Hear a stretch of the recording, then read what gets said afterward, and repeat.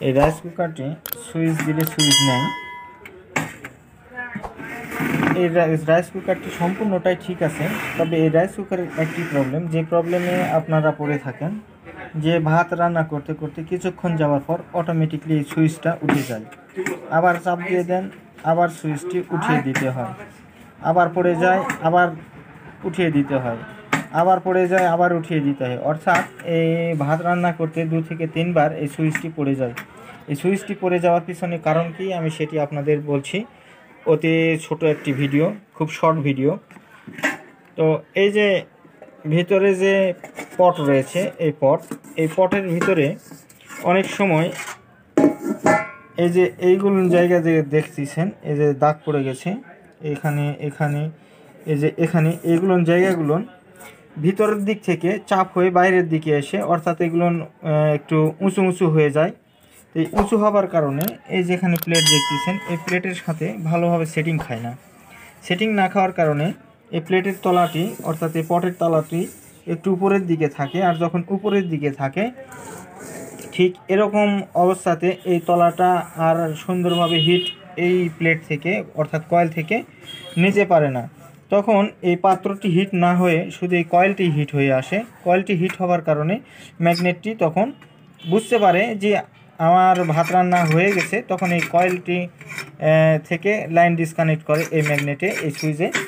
তো এর সমাধান হচ্ছে যে এই পাত্রের মধ্যে যেখানে যেখানে উঁচু উঁচু জায়গা হবে, এটা আপনাদেরকে কিছু দিয়ে বাড়ি দিয়ে তলাটা সমান করে দিতে হবে, যাতে কোথাও কোনো উঁচা নিচা লাইন না থাকে। তো এটা ধরবেন কিভাবে? এটা ধরার বিষয় হচ্ছে যে পট দেখতেছেন, পটটি ঠিক এভাবে নামিয়ে দিবেন।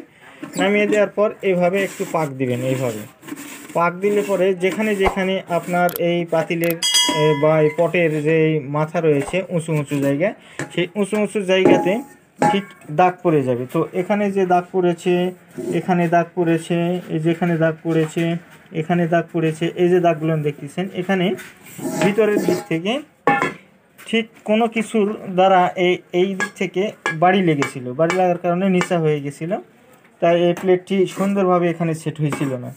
তো আমি এটিতে সুন্দরভাবে এই উঁচু উঁচু জায়গাগুলো আমি হালকা একটু কাঠ জাতীয় বস্তু দিয়ে বাড়ি দিয়েছি, বাড়ি দিয়ে সুন্দরভাবে এটা প্লেটটা মিলিয়ে নিয়েছি। মিলিয়ে নেওয়ার পর এখন আমি এই রাইস কুকারের মধ্যে দিয়ে পানি দিয়ে আমি এই রাইস কুকারটি পরীক্ষা করেছি। রাইস কুকারটি সঠিকভাবে কাজ করছে, আর এই সুইচটি উঠানামা করছে না। যতক্ষণ পর্যন্ত ভাত রান্না না হবে ঠিক ততক্ষণ পর্যন্ত এই সুইচ আর পড়ে যাবে না, আপনাকে আর সুইচটি তুলে দিতে হবে না।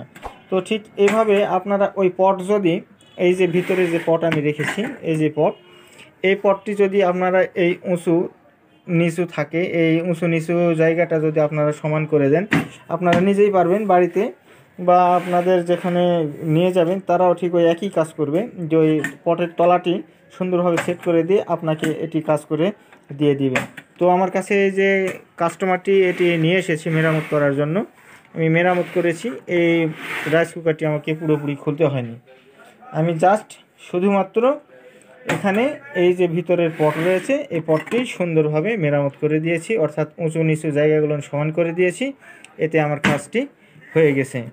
তো ভিডিওটি যদি ভালো লাগে তাহলে অবশ্যই লাইক, কমেন্ট, শেয়ার করবেন, এবং বেল বাটনটি অন করে দিয়ে রাখবেন, যাতে নতুন নতুন ভিডিও আপনাদের কাছে অতি সহজেই পৌঁছে যায়, আবার আপনি সবার আগে পেয়ে যান। তো আজকের মতো ভিডিও এ পর্যন্তই শেষ করছি। আল্লাহ হাফেজ।